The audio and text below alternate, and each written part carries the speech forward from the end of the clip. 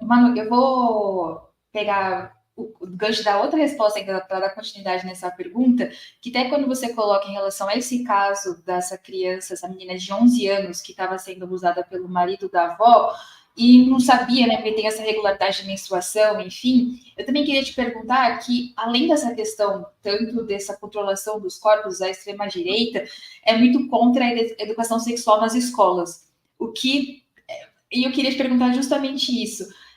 A direita, ela coloca embaixo do braço esse discurso de proteção das meninas, crianças e meninos, contra o que fala que a esquerda quer esconder como caso até de abuso infantil. Recentemente, inclusive, foi um programa do Expresso com o Manu, teve essa onda de desinformação da extrema-direita sobre abuso infantil em Marajó.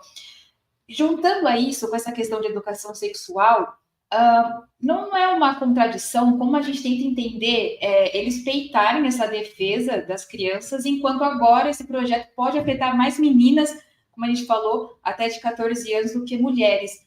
Como entender esse processo e até como enfrentar isso, esse discurso que eles mesmos colocam e eles mesmos são contra esse discurso que eles mesmos colocam, Manu?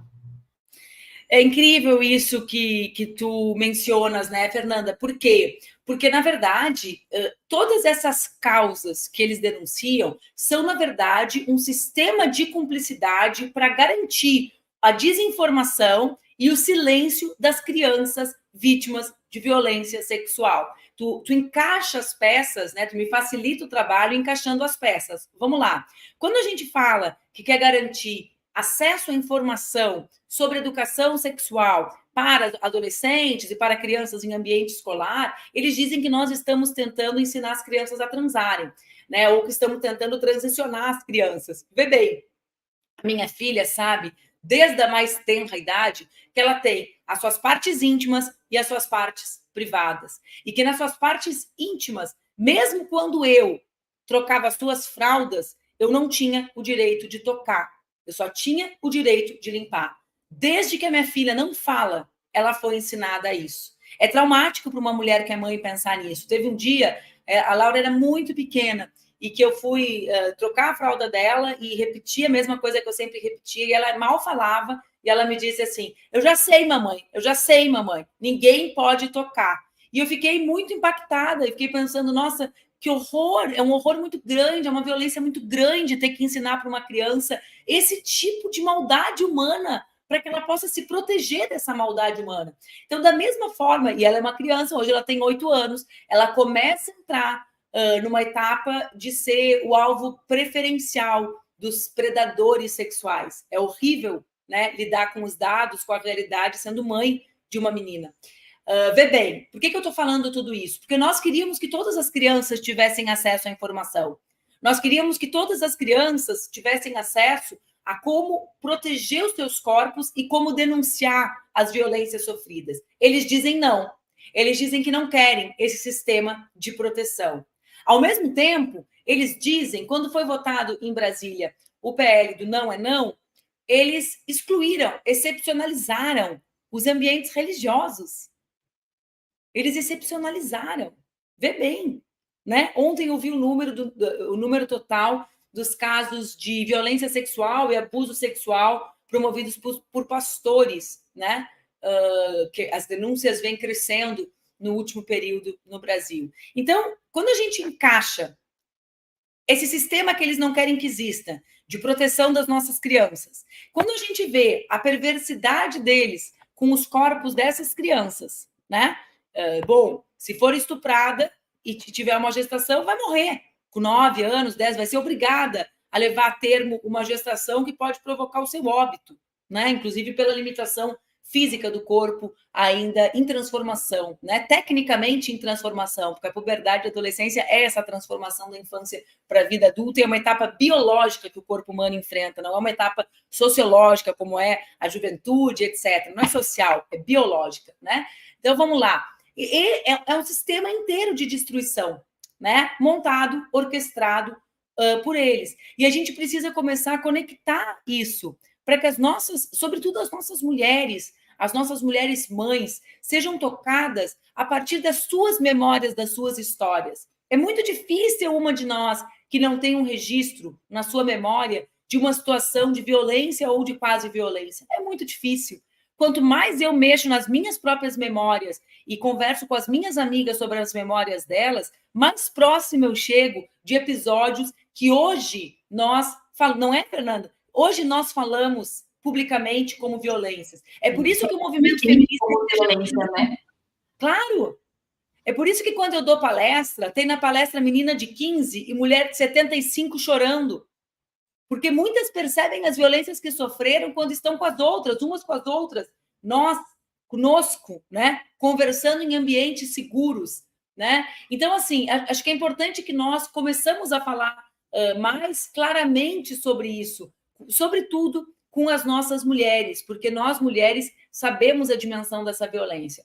É também um ambiente de uma hipocrisia tremenda, né, Fernanda? O Congresso Nacional, porque se fosse fazer um tipo de consulta informal no cafezinho do plenário sobre o número de parlamentares ou conhecidos de parlamentares que já levaram as suas filhas, as suas namoradas, as suas ex-namoradas, familiares seus, né, para interrupção de gestação em clínicas que a elite pratica o aborto, muitos deles ficariam constrangidos pela verdade das suas memórias, né, ou das memórias dos seus familiares. Então, é um ambiente de uma hipocrisia tremenda, né, tremenda, mas que quando a gente olha daqui, olha dali, a gente também acha que precisa começar a falar em português, claro, né? É um país que odeia as mulheres, porque o ódio não é um sentimento não materializável, ele é materializado. Ele é materializado no número de companheiros que espancam as suas mulheres, ele é materializado no número de crianças que são vítimas de violência sexual, ele é materializado no terror, que é um Congresso Nacional votar em 24 segundos a possibilidade de uma mulher estuprada ter uma pena maior de um estuprador. Ou seja, essas são as manifestações genuínas, né, do ódio à liberdade e à vida das mulheres com direitos.